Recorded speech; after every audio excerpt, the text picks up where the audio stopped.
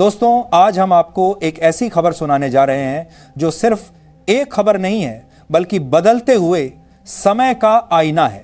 यह कहानी है भारत की, उसकी कूटनीति की, उसकी रणनीति की और उसके बढ़ते वैश्विक दबदबे की। दुनिया का हर बड़ा देश आज भारत की तरफ नजरें गड़ाए बैठा है। कभी भारत को विकासशील कहकर टाल दिया जाता था, लेकिन अब हालात पलट चुके हैं। अब भारत सिर्फ दर्शक नहीं है बल्कि खेल का निर्णायक खिलाड़ी है। आज हम दो ऐसी घटनाओं पर चर्चा करेंगे जो दिखने में अलग अलग लगती हैं, लेकिन इनके पीछे छिपा संदेश आपको यह सोचने पर मजबूर कर देगा कि आखिर दुनिया की दिशा किस ओर बदल रही है और भारत इस बदलाव का केंद्र कैसे बन रहा है। एक घटना है भारत और ब्रिटेन के बीच हुआ ऐतिहासिक मुक्त व्यापार समझौता और दूसरी है अमेरिका और मेक्सिको के बीच छिड़ा टमाटर युद्ध।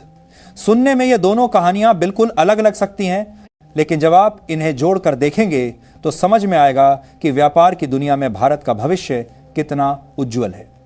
साथियों, मैंने कभी आपसे यह नहीं कहा कि इस चैनल को सब्सक्राइब करें, लाइक करें या शेयर करें, क्योंकि मुझे हमेशा यकीन रहा कि अगर मेरी बातों में सच्चाई होगी तो लोग खुद उसे सुनेंगे और फैलाएंगे।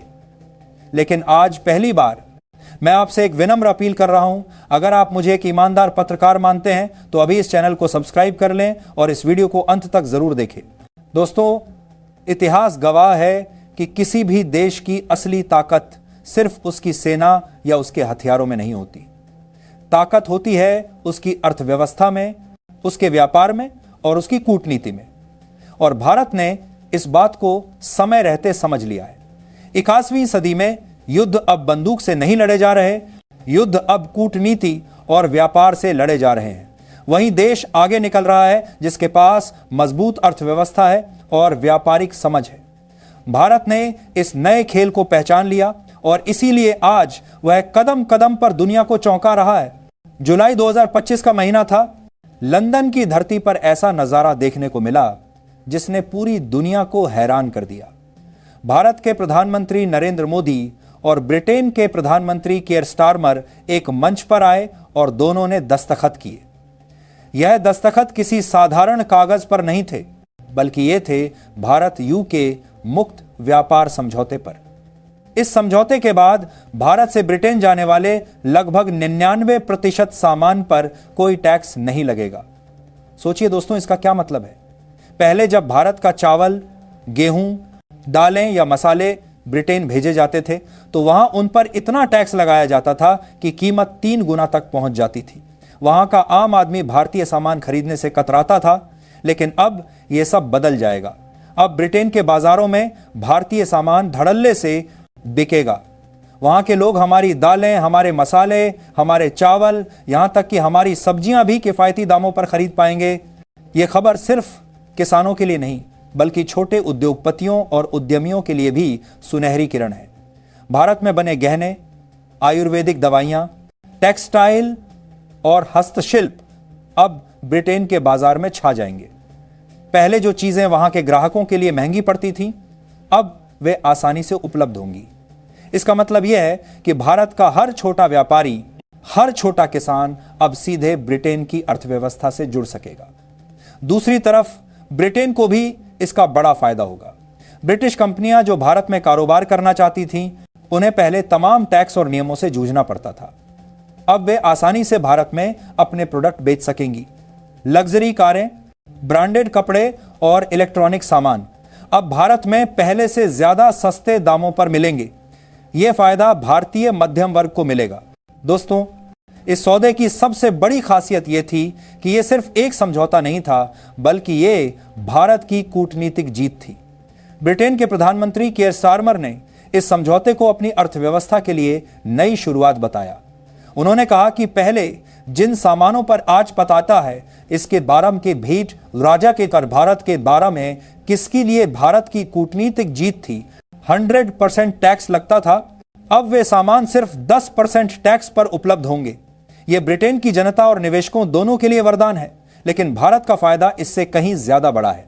इस समझौते के महज 50 घंटे के भीतर दुनिया के 26 देशों ने भारत को प्रस्ताव भेज दिया कि वे भी ऐसा ही समझौता करना चाहते हैं। सोचिए, Canada, New Zealand, Israel, Singapore, France, Oman, Peru, Chile और दक्षिण कोरिया जैसे बड़े देश भारत के दरवाजे पर कतार लगाकर खड़े हो गए।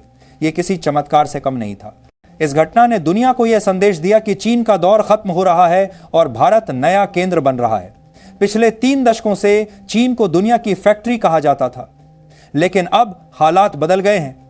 वहां राजनीतिक अस्थिरता है, सरकार का कंपनियों पर नियंत्रण है और श्रमिकों की लागत इतनी ज्यादा हो गई है कि कंपनियां वहां से निकल रही हैं।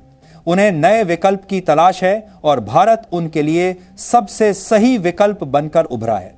यहां लोकतंत्र है, स्थिर सरकार है और सबसे बड़ी ताकत है युवा आबादी।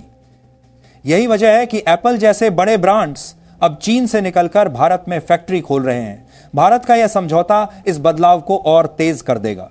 दोस्तों, अब आते हैं दूसरी घटना पर जिसने पूरी दुनिया को हिला कर रख दिया। यह घटना है अमेरिका और मेक्सिको के बीच हुआ टमाटर विवाद। जुलाई 2025 में अमेरिका ने अचानक एक बड़ा फैसला लिया। उसने कहा कि अब मेक्सिको से आने वाले हर ताजे टमाटर पर 700% टैक्स लगाया जाएगा। सुनकर ही झटका लग गया। पहले जो टमाटर अमेरिकी दुकानों पर बेहद सस्ते मिलते थे, उनकी कीमत अचानक 3 गुना बढ़ गई। दुकानों की शेल्फ खाली हो गई। पिज्जा, बर्गर और सलाद जैसे फास्ट फूड अधूरे लगने लगे। रेस्टोरेंट मालिकों को अपने मेन्यू बदलने पड़े और जनता गुस्से से भर गई। सोशल मीडिया पर लोग लिखने लगे, बिना टमाटर के जिंदगी अधूरी है।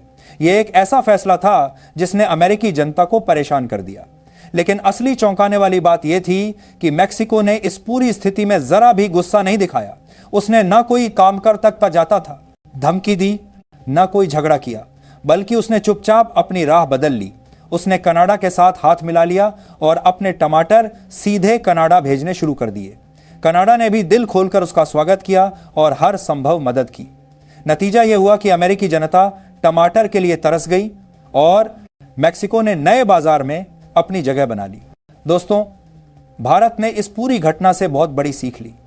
आज यह विवाद टमाटर को लेकर था, लेकिन कल को यही खेल भारत के किसी और उत्पाद के साथ भी खेला जा सकता है, चाहे वह हमारे आम हो, मसाले हो, चावल हो या दूध। अमेरिका और यूरोप पहले भी ऐसा कर चुके हैं। कभी गुणवत्ता के नाम पर, कभी टैक्स के नाम पर उन्होंने विकासशील देशों के सामान पर रोक लगाई है। इसका असली निशाना हमारे किसानों की मेहनत और हमारी अर्थव्यवस्था होती है। लेकिन अब भारत इस खेल को समझ चुका है।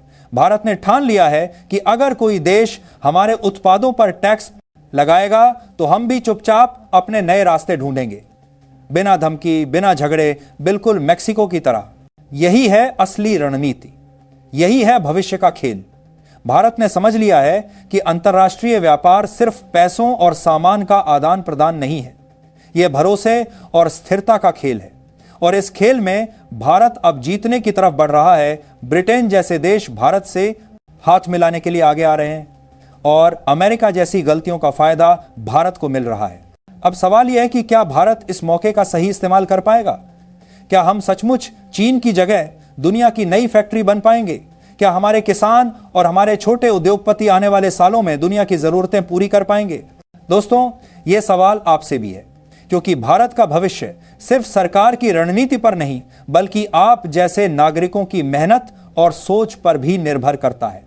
अगर हम सब मिलकर यह सपना देखते हैं तो कोई ताकत हमें रोक नहीं सकती। तो दोस्तों, अगर आपको भी लगता है कि भारत का वक्त आ चुका है तो कमेंट में जोरदार तरीके से लिखें, जय हिंद। इस वीडियो को ज्यादा से ज्यादा लोगों तक पहुंचाइए ताकि हर भारतीय को यह समझ आ सके कि हमारा भविष्य कितना सुनहरा है। चैनल को सब्सक्राइब करना मत भूलिए, क्योंकि आगे आने वाली कहानियां और भी विस्फोटक होने वाली हैं। वंदे मातरम। जय हिंद।